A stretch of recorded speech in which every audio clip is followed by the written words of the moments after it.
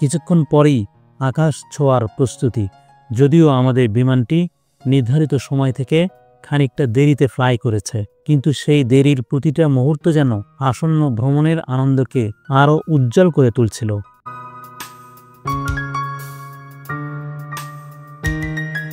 অবশেষে যখন বিমানের চাকা রানওয়ে পেরিয়ে আকাশে উঠল, মনে হলো নিচের শহরটাকে বিদায় জানিয়ে আমরা স্বপ্নের দিকে উঠছি।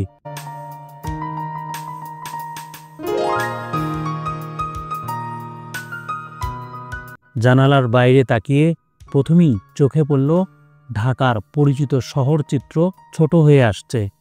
বিল্ডিং, রাস্তাঘাট, নদী সব যেন খেলনার মতো ছোট ছোট বিন্দু হয়ে গেল।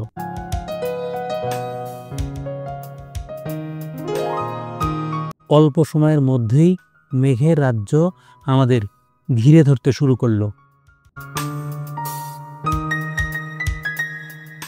মেঘের দেশে ঢুকে পড়ার পর মনে হলো আমরা যেন অন্য এক পৃথিবীতে প্রবেশ করেছি।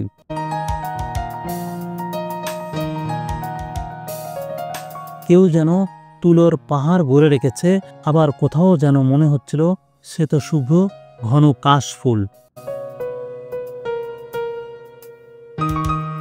মেঘেরা কখনো ভেসে যাচ্ছে, কখনো স্থির হয়ে আমাদের সঙ্গ দিচ্ছে। এমন মনোমুগ্ধকর দৃশ্য কোনো শিল্পী তুলিতে আঁকতে পারবে কি?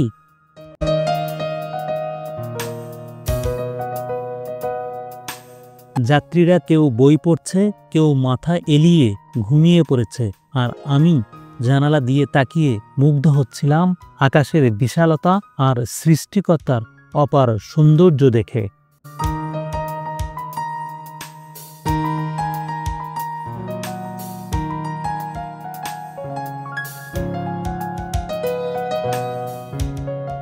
কিছুক্ষণ পর বাংলাদেশ বিমানের কেবিন ক্রু আমাদের হাতে জুস তুলে দিলেন। আকাশে ভেসে দুপুরের খাবার খাওয়ার অভিজ্ঞতা সবসময়ই ভিন্ন রকম।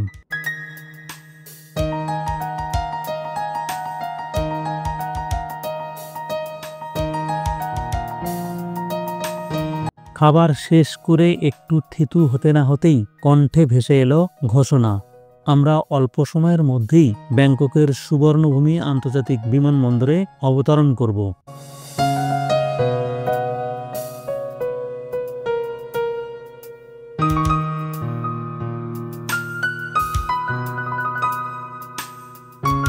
কখন যে প্রায় 3 ঘন্টার মতো সময় কেটে গেল বুঝতেই পারলাম না। সত্যি আকাশে সময় যেন নিজের আলাদা ব্যাকরণ মেনে চলে।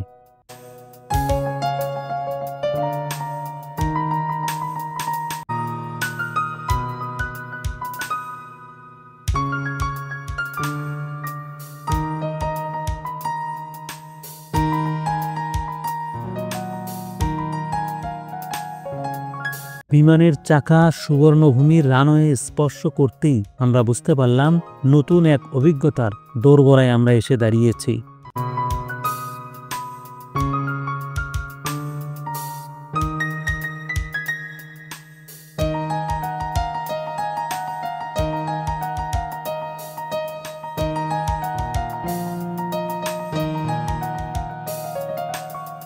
বিমান থেকে নামতেই সুবর্ণভূমি এয়ারপোর্টের শীতল মনোরম পরিবেশ আমাদের আবিষ্ট করে ফেলল।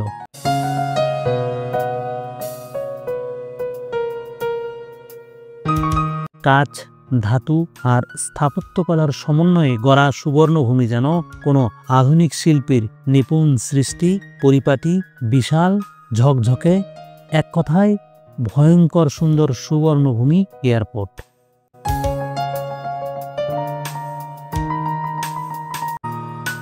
প্রতিবেদন থেকে জানা গিয়েছে 2024 সালে সুবর্ণভূমি এয়ারপোর্ট দিয়ে রেকর্ড 3 কোটি পর্যটক থাইল্যান্ডে প্রবেশ করেছেন।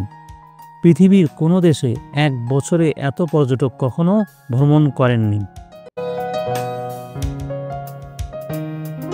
সংখ্যা শুনে যতটা বিস্মিত হই, সুবর্ণভূমি এয়ারপোর্টে নেমে বোঝা গেল এটা অবিশ্বাস্য নয়, সত্যি।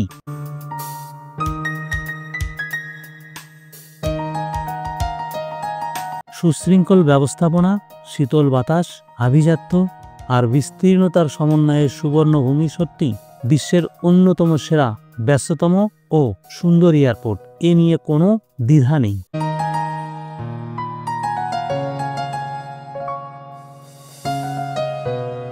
ইমিগ্রেশনের পথে চলন্ত সিঁড়ি আর স্কেলেটারগুলোর সারি যেন যাত্রীদের নীরবে যত্ন নিচ্ছে।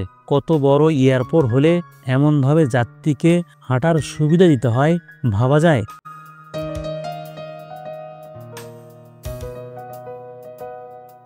ইমিগ্রেশনের লাইনে দাঁড়াতেও অসুবিধা হয়নি, সব কিছুই যেন ছিল সুসংগঠিত আর সুশৃঙ্খল।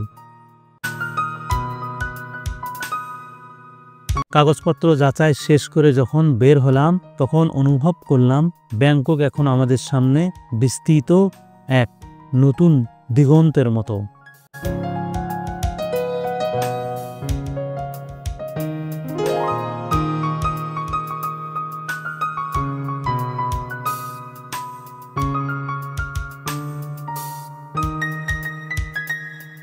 বাইরে বের হয়ে দেখি আমাদের জন্য আগে থেকেই গাড়ি অপেক্ষা করছে।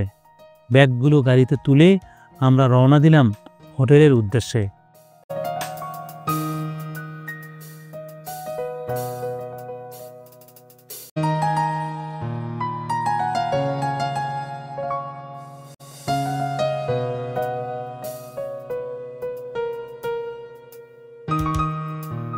এয়ারপোর্ট থেকে বের হয়েই দেখা মিলল ব্যাংককের আদল, রঙিন রাস্তা, উঁচু ভবন, পরিচ্ছন্নতা আর সুশৃঙ্খল ট্রাফিক।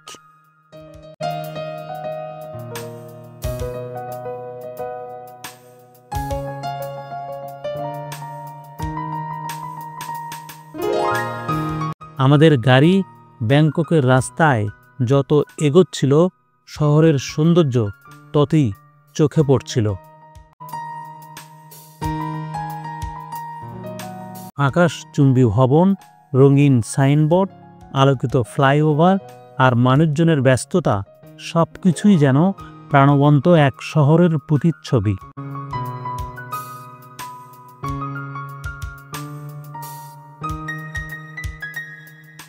প্রায় 40 মিনিট পর আমরা পৌঁছে গেলাম আমাদের জন্য নির্ধারিত ডুসিট D2 হোটেলে।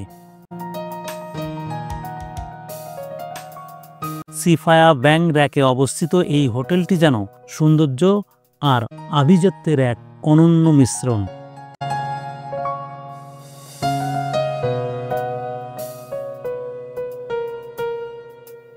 এই যাত্রাপথের প্রতিটি মুহূর্ত যেন ছবির মতো মনে গেঁথে রয়েছে। ঢাকা ছাড়ার উন্মাদনা, মেঘেদের সঙ্গে আকাশ ভ্রমণ আর সুবর্ণভূমি এয়ারপোর্টে প্রথম পা রাখার রোমাঞ্চ সবই মিলেমিশে এক অসাধারণ অভিজ্ঞতার জন্ম দিয়েছে।